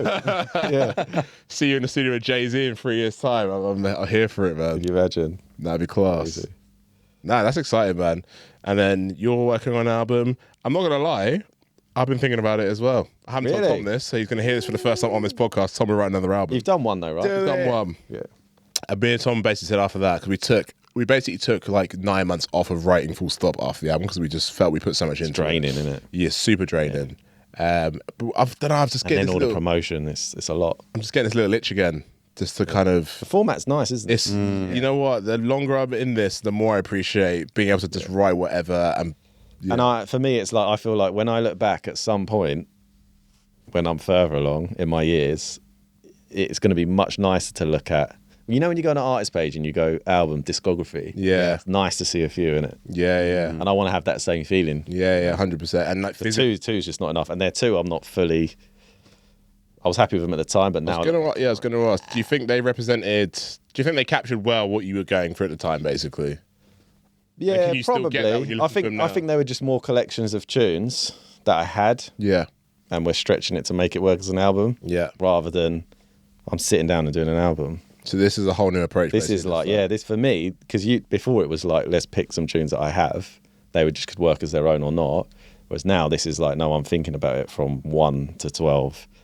That's how I'm going to do it. Yeah. So I'm going to write the whole thing as an album, like in a traditional sense. Sick. Really nice. Yeah. And see what happens. I think that, you know what, I think that's part of the thing that killed us in our process, because we even tried to, with like the intro, we wrote like an intro, and then if you play the album from start to finish, a lot of the tunes actually just go Seamless. into each other. Yeah. And that, Which is nice. that bit though is the bit that kills you, man. Yeah. I remember messaging Lensman like, how do you make a tune sound continuous from one to another? Like, I sent him a WhatsApp message like really dorky, like, how do you do this thing? And like, it honestly took us so long to figure out, man, because we were gonna put it all in one project and cut it up like that, and Oh my gosh. all sorts, man. Like, yeah, That's yeah. crazy. We really, I did a few like that, but I think I went back and reverse engineered it to do it. yeah. So That was the I easy. do like the idea of that though. it honestly, it makes the whole listening experience really nice. Yep. 'Cause it's like, I mean, It's pretty much. annoying that it's kind of been ruined because that's what we wanted to do with the third one. Like with Beneath the Surface being a concept album, we wanted to do that from the start. But we were talked out of doing that for a very good reason. talked you out of it, Jack? You know. I'm not going to say. No, we had Not someone, obvious at all. someone made a very, very, very good point to us, and that is that, unfortunately, as much as we love albums, and there's still lots of people that love albums and consume albums, a lot of people don't consume albums from track Front to 1 back, to track yeah. 14 Yeah. in that way Random anymore. playlist or something. Yeah, they'll end up on a playlist, and all of a sudden your tune just sounds a bit jarring, just kind of starting and stopping like that. but the Like, key that is is you the got to do risk. like a really long reverb tail at the Yeah. end. Basically. Yeah, and then like There's ways reverb around in. it. Yeah, There's definitely there's ways ways around around it. But you're right, because we thought about that as well. It's like, how can we make it sound like a tune on its own, but also Because so much is consumed via playlist. It makes it so difficult. Doesn't Yeah. It? it's actually quite funny when you look on your Spotify for artists or whatever, and you realise, because obviously it tells you like algorithmic versus people's own playlists or whatever. Yeah. And when a tune first comes out, how heavily it swings towards the algorithm versus like people actually picking Yeah. a tune. It's actually it's like your real listener base compared to like your kind of artificial listener base. It's quite interesting seeing those numbers, because the numbers will look good for like monthlies and the release and stuff, but then sometimes you'll see it drop. It's inflate. Yeah, they massage the ego. Those Yeah, things, they especially. really- That's why they're there. Yeah. Because they are actually pointless. I've said that before, and I know I upset quite a few people, but I tend to do that by accident. Yeah, but yeah. they are like monthly listeners are definitely an ego stroker. Yeah, hundreds. Because it's like 90% of those are on some random playlist that was no choice of your own. So Yeah, it's yeah. kind of like Yep. That's what the followers thing I think is the yeah, that's the one the metric the I look at, interest because one. But then even someone's then it made is- the effort to follow your profile. You know. Yeah. Yeah, that's true. I think invested. that one definitely goes further, but it is just still trying to put numbers to music in it, which is Very just the difficult. biggest pain in the I don't know arse, where but- my numbers. Somehow I broke the 100,000 monthly listeners. I don't, and I know that's low compared to you, mate. But fucking hell. Why am I even getting digged by big, you big now? dog Jack in the corner. like, rookie numbers. We drafted him in. Whoever has the big numbers is always going to get the stick. That's just how it goes. But I don't even DJ, just saying. But yeah. So half the time I'm like, where, how, Yeah. you know? But I know it's because of certain playlists. And also having a rich like a big catalogue of does help. music really does help. man. I've been getting loads. I've been seeing that you've been added to radio for loads of decent artists. Yeah. And that's a really good one. Yeah. So speaking of algorithms, then let's talk about socials, because one thing that, and in fact, I think you actually talked about it on our last recorded. Remember, there was a question from yesterday. There was a question from an audience member, and there was about like socials, Yeah, and you pointed towards Johnny as a really Thank good you for that. example of how to do socials. Someone came and dropped me. He really can't remember. I He did. really I can't did. remember. No, I remember this. I remember this. Yeah. Yeah, no, I was. I mean, yeah. Every other time I seem to open Instagram, I come across one of your videos, and just it's good. It's engaging content. I don't know why it's showing you, but Well, it's because it's engaging content, man. Yeah, I mean, I think it's great. I literally make it up as I go along. It changes all the time because I'm just trying different things to see, as well, what's less taxing as well for yourself, because it takes up so much time. Yeah.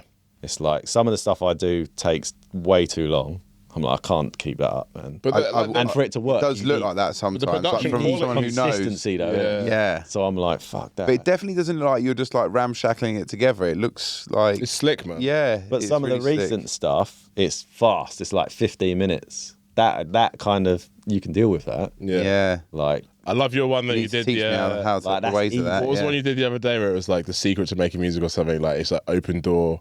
oh yeah, yeah. Yeah, that was class. That one. Repeat What for a was it? lifetime. Yeah, Yeah, repeat play. forever. Play. End. yeah. See, like that, those things get quite a good amount of views, like those reels, but that's like 10 minutes tops. That's Yeah. an old footage of a previous thing that I've just got and then just put a bit of text on it. Yeah. So I'm trying to do a lot more of those because time's more limited now. So it's Yeah. like- And is the whole thing just and like they're landing just as much. Like I'm Yeah. getting just as many followers and whatever metrics you want to count as the bigger, longer ones. So I'm like, And how did this whole like idea of like just dropping little pearls out in the ether? How did that even? What made you want to start doing that? Because I think it's informative. It's like engaging, but it's informative and it's like useful. I think for like even as creators ourselves, man. Yeah. Like, Yeah.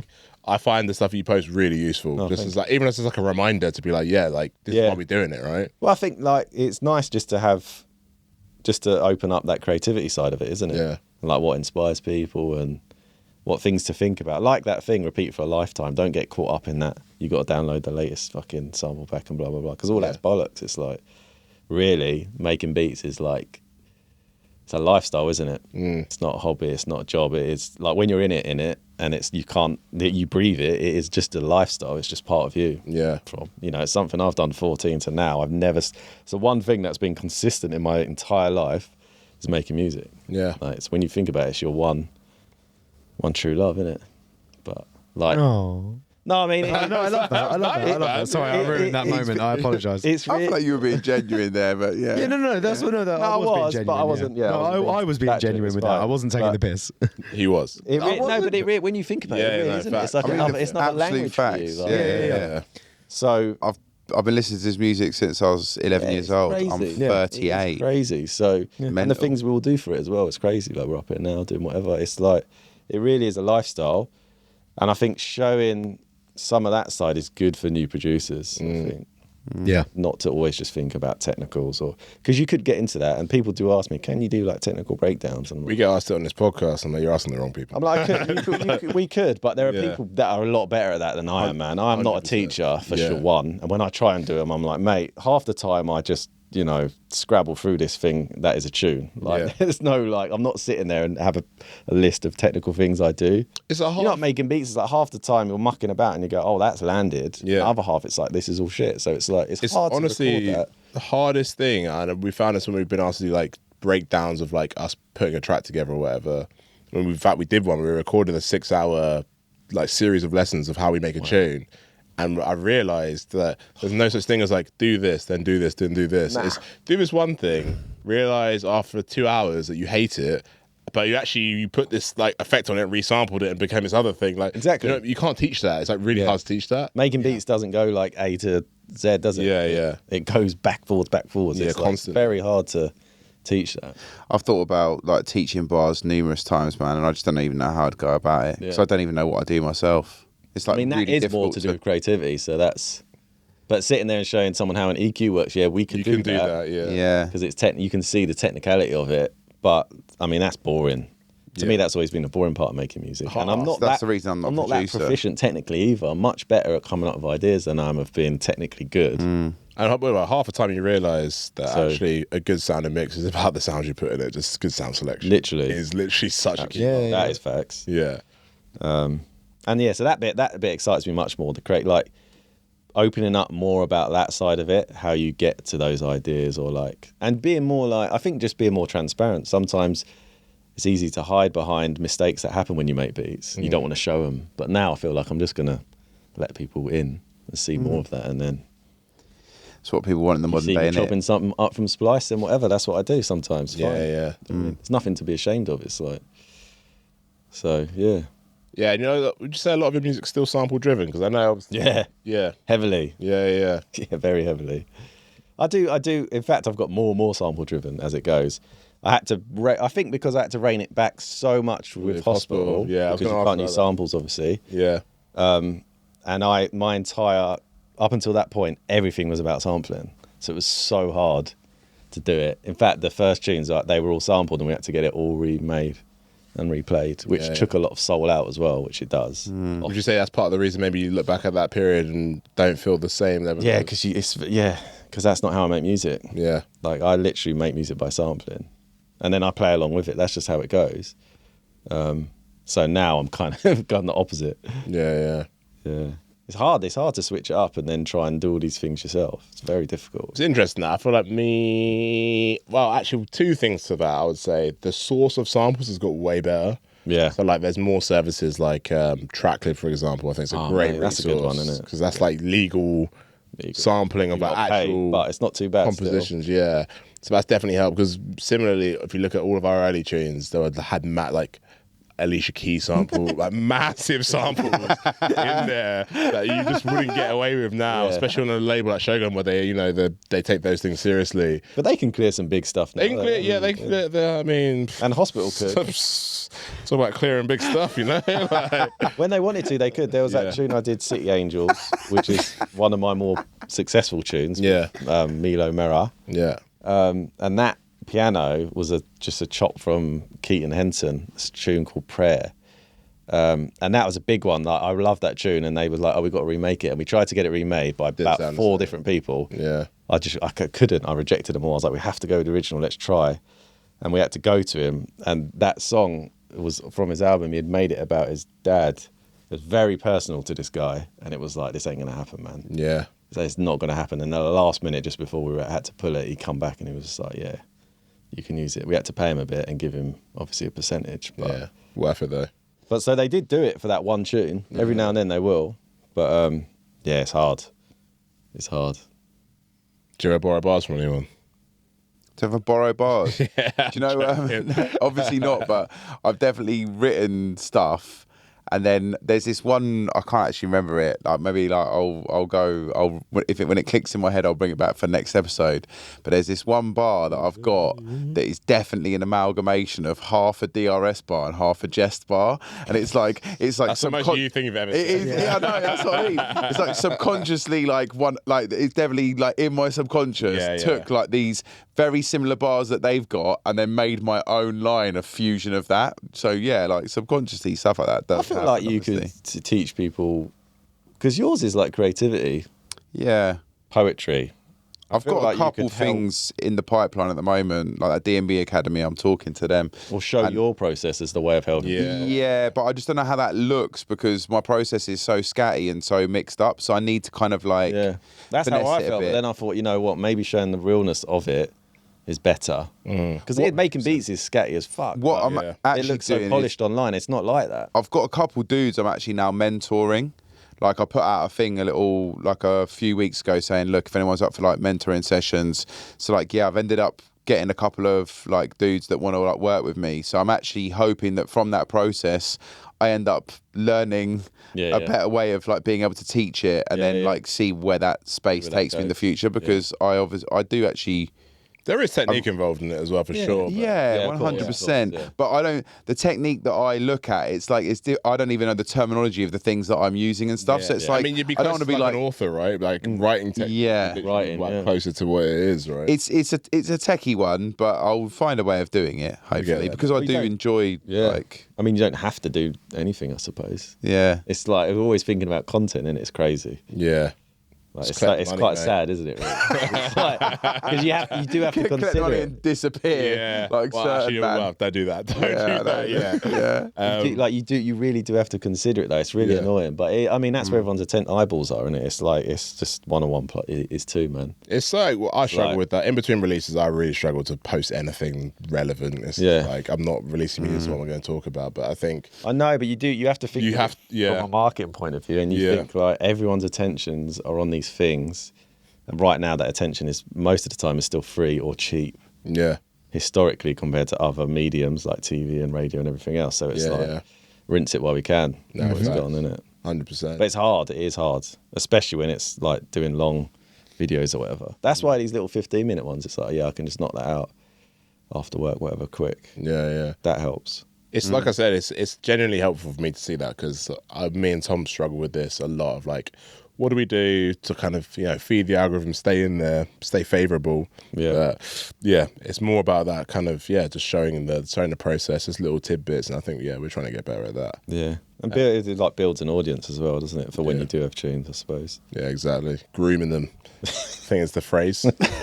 What a wonderful way to segue into the last part. So we normally do loads of like quick, short sections, but to be honest, we've actually covered most of them into the conversation, which is a sign of a good conversation. Nice. Yeah. But one I would ask you, because I'd be interested, because you've not done a load of collabs in your, like, with other producers in your history. In fact, I'm trying to think of... I'm trying to remember. Yeah, like, I think you're fairly similar to us, and I don't think you've done loads either. Like, I don't think anyone in this room's done a load of collabs. No, not a huge. If you could say right No one's now- ever remix. I don't think I've ever had remixes of me either.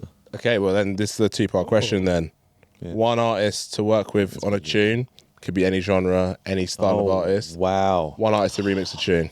One artist to work on it. One artist to remix one of your tunes. Let's say drum and bass for the No one. remix, No just to one's keep allowed to it. And then one artist to work with any style producer. Oh my gosh. That's a good I've got to question. do this John. on the spot. Yeah, that's tough on the spot one, isn't it? That's hard. One artist to...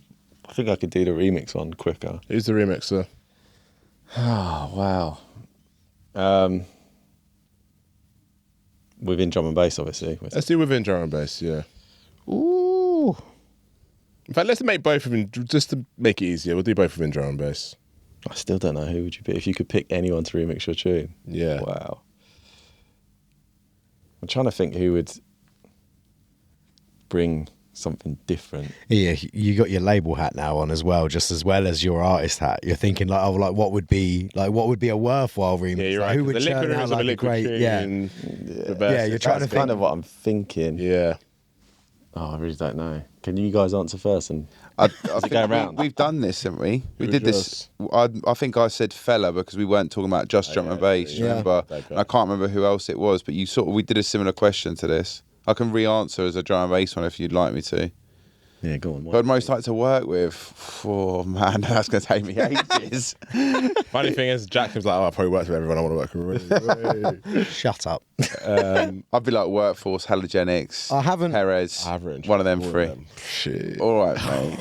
Yeah, for me to be fair, time for me to flex a little bit. Very good shout. Yeah. Halogenics is like John's Spectracell, when they favourite. were together, Do you know what? that would have been a good shout. Spectracell. Yeah, yours 100 is definitely special. yeah, I mean, 100%, but obviously, yeah. Yeah. Maybe now they're Who's the back. young Let's dude go. on Metalheads. Oh, Grey Code? Grey Code, he'd be good. Yeah, he's Nice. I really like That that. was It's a really sick. interesting He's pick. class. I well like producer. that album. That took me by surprise. I was like, this is... Yeah, he's a serious producer. I mean, he's understated as well. Like you don't see him a lot, Understated, yeah. like, but his music's ridiculous. he's an absolute don as well. I'm sure there's loads. As proper. soon as I leave, there's loads. I'll be like, oh, yeah. But yeah, don't worry, probably we've got- Halogenics is I mean, he's up there for one of my favourite D&B producers for sure. 100. just doesn't miss He's got an really, album does coming he? out next month. Really? It's very good. You won't be surprised to hear that. Yeah, obviously. Yeah. Imagine. Well, listen, we can definitely do a part 2 of this because I feel like there's way more we didn't talk about that I'd like to. So the beautiful thing about this is we're doing it more regularly now, so we can do it. I've said a monthly thing now, is it? Yeah, so we can do this again for sure, man. We always have a section at the end. It's called the shameless plug. So if you've got anything from the label, from yourself, anything you want to just say, this is coming, check this out. Well, we know there's an album coming at some point. At some point, yeah, we got Counterculture on the 8th of March, 2 tunes. Garrett Lane and Kling, they're called. Check them out. Nice. Shout the label, Goldfat Records. Goldfire Records, check it out if you haven't already. Yeah, that's it for now. Beautiful. Nice. Well, thank you so much for being our first video guest. Thank you for having me. This has been... It's nice here. It's all right. it really innit? is, It's yeah. all right. We're pretty pleased with it. I'm not It's gonna lie. comfy. It's comfy, Yeah. which is good. This is what I'm saying, man. We're pretty pleased with it. But yeah, no, massive thanks for coming on, man. Really, really enjoyed that chat. Lots of very, very good insight. And yeah, we'll have to get you back on Welcome. for sure, man. Yeah, man, thank you. Wicked. Big love, G. Big Thank you, man. up. Nice.